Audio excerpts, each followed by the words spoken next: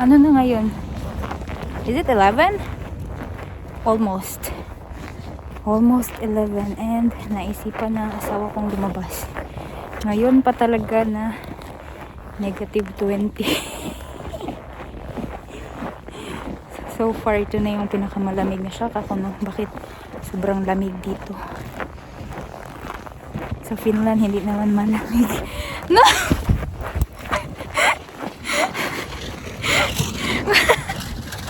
Uing gitu. Pupunta kami sa tawag nito, may apartment yung relative niya. Tingnan namin kung ano yung update. Ay, dadaan tayo sa, what do you call this road?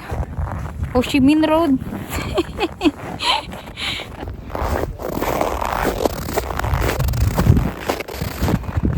Tingnan niyo dito guys, itong lugar na to is residential building. Ang dami. See, meron pong ginagawa dyan. Ang lamig. Talagang nagdamit ako ng madami, no. Tawag nito, 3 jacket yung suot ko, 3 pants. Malamig pa rin. Hindi pwede magtagal sa labas pag ganito yung temperature, no, kasi hindi talaga pwede kasi sobrang lamig. Baka,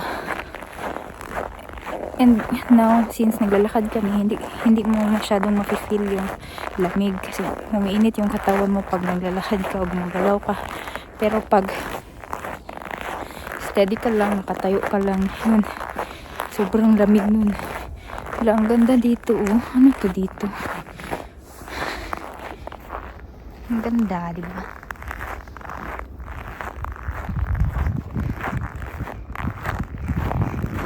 Ano to dito? Itong daan na dinadaanan is pag summer, to dito? Madaming damo.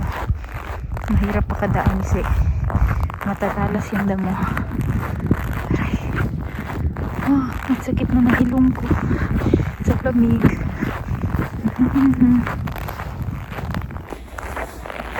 Hindi ba ito masisira tong phone pag ganito kalamig?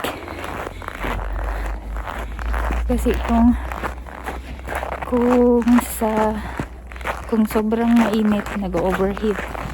Pag sobrang lamig, yun? Ang ganda. Ito, wala pa rin mga shadow tao. Dito madami ng mga meron na yata nakatira. Ang kapal ng snow. Sa kasi sa Finland, nung umalis kami hindi nag-snow. Baka pag alis namin nag-start yung snow, no? Kasi sa Latvia nag-snow man.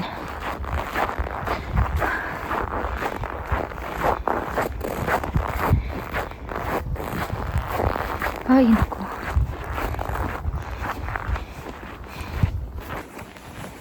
Kita niyo yung yung tawag nito, sky. Diba sobrang aliwalas. Kanina nakita ko yung na makikita mo yung mga stars. Pag ganyan, sobrang lamig. Kaya sobrang lamig ngayon. Pag nag-snow, hindi malamig pag nag-snow. Akala lang natin malamig, diba? Kasi umuulan ng snow. Pero actually, mas warm siya compare sa hindi nag-i-snow. Ang sakit ng mukha ko. Kita niyo, nagtula, nag-pink. Sana all nag-blush. Ngayon ako nakatry ng natural blush. Sa Pilipinas, hindi mo ma-achieve kasi ang itim-itim, no? Ang itim-itim ko doon, ang negra-negra ko.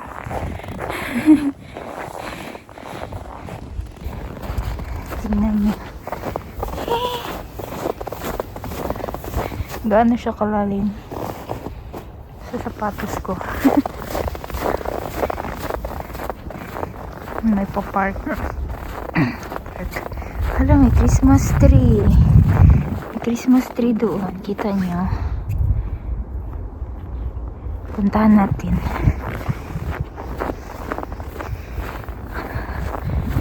Diyan lang yung asawa ko. Una na siya. Aray. Aray. Ang galing pala.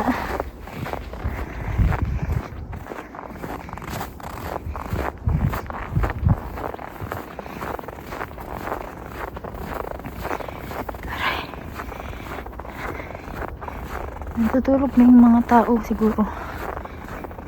Pero meron pa rin mga tao. Naglalakad na.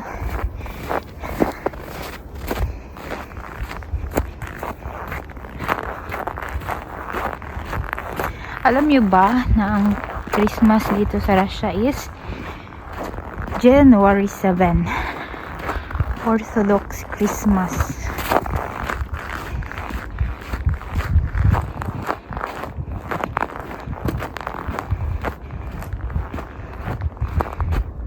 Diba? Nice siya. Balik na tayo. Lakad na tayo. Ang sakit ng kamay ko kahit naka-gloves ako. Ang sakit. Yung kung i-compare ko siya, para siyang kinakagat ng langgam. Ang lalim pala. Wait lang. Ba't kasi ako pumunta dito? Naku, papasok to sa sapatos ko.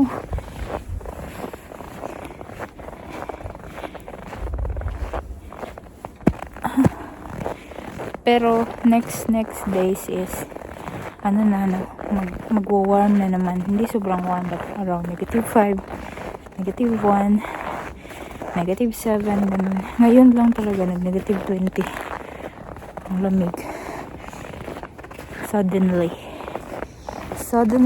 it's magic. Ang pink talaga yung mukha ko.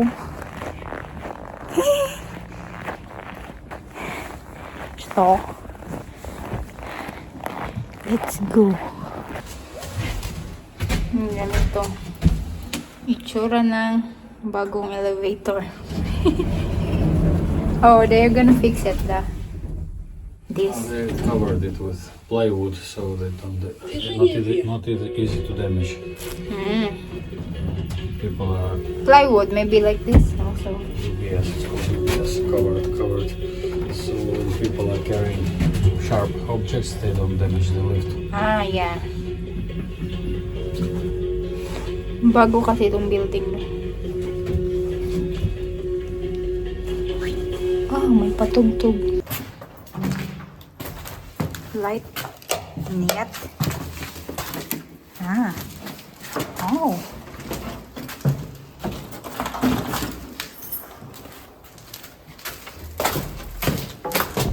Let's check it out. Oh yeah. Plaster. They plastered it already. Plastered. Ganito itsura ng bagong tawag nito? Bagong turnover. Wait, there's system. Just to cover for this way. Yeah. Oh, did they plaster also the ceiling? So ready, it's ready.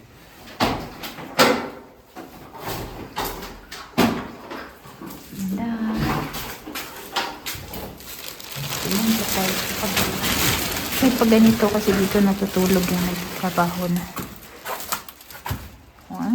So cute. Ginawan lang yung paraan for the meantime para magamit nila.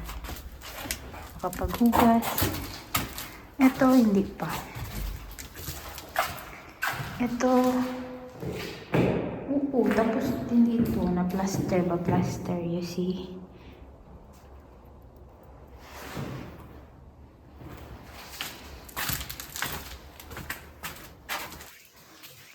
Nakakaloka lang dito itong wall na ito is hiwi ba? Hindi siya pantay nung tinurn over, kaya kailangan siyang plasteran ng makapal.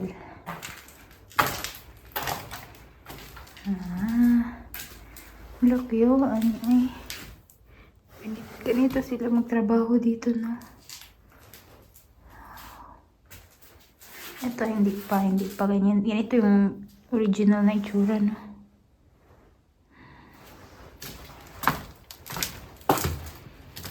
Daming gamit.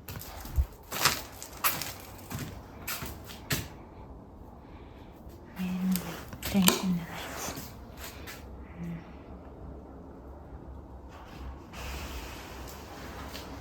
Okay. Iba siya, no? Compared doon sa atin. Lang, ba't di ko ma-open? Compared sa atin ba? Balcony. Meron pa balcony dito, no?